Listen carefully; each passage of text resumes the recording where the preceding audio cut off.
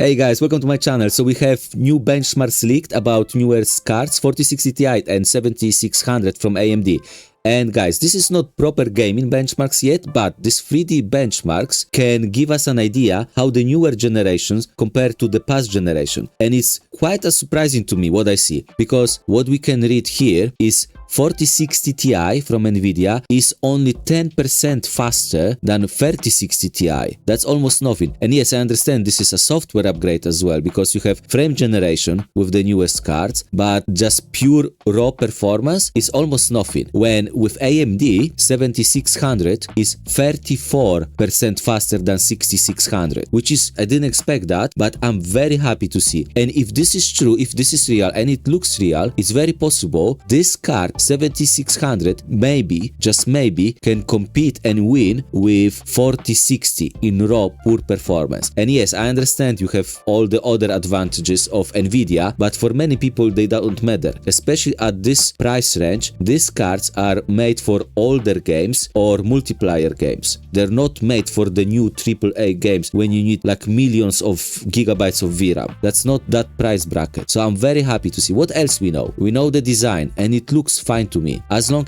as it won't have any problems like the higher end models cooking itself, almost exploding. Yeah, that looks fine. That looks absolutely fine. And board partners will use older design for the cards. And I'm absolutely happy with that because it means they can save money. And if it works, why would you change? Yeah, just use the same. It looks fine. Yeah, use it. Perfect. And guys, at this point, we also be careful where we getting the information from, because big YouTubers have the deals with Nvidia. That's one thing. And they get free copy, like review samples. So they may not review the way that is fair for AMD. I don't know. I hope not. I hope they will remain neutral, because AMD GPUs benefits a lot if you combine them with AMD CPUs and activate smart access memory. Let me show you in the settings how it looks like. Let me open that. When you have AMD GPU, you need to make sure you activate AMD smart access memory. And look, this icon, big brain, because it's huge performance. You need to make sure it's on. And how it looks like in performance. Look guys, I'm cherry picking. Yeah, I admit I'm cherry picking, but this is important for some guys. So I wanted to highlight how important it is.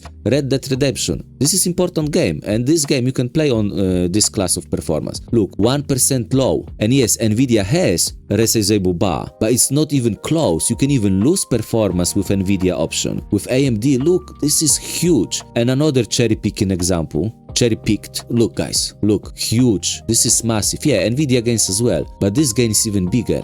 That's why it's very important. And also guys, the big benchmarks, the way they are done and what that's they supposed to be done, you remove CPU bottleneck. So you test those cards with top of the line CPU to make sure the CPU is not a problem. However, it creates a little bit unrealistic scenario for most people, because you don't buy $300 GPU or less and buy twice the price CPU. That doesn't make sense. So for most people, they buy lower end CPU, or even more often, people upgrade the GPU from existing system, and that creates another scenario that won't be tested by many benchmarks. When you have CPU like 3600 Ryzen, you may see zero gain when you upgrade in your GPU. So that's very important. And when you planning to buy this new GPU, I think the best way, and that's what I do, you look on YouTube this exact specific scenario, your CPU with the GPU you want to buy, and then you see if there are any gains and if it's worth to buy. So guys, what I think about this card? Well, it all depends of the price,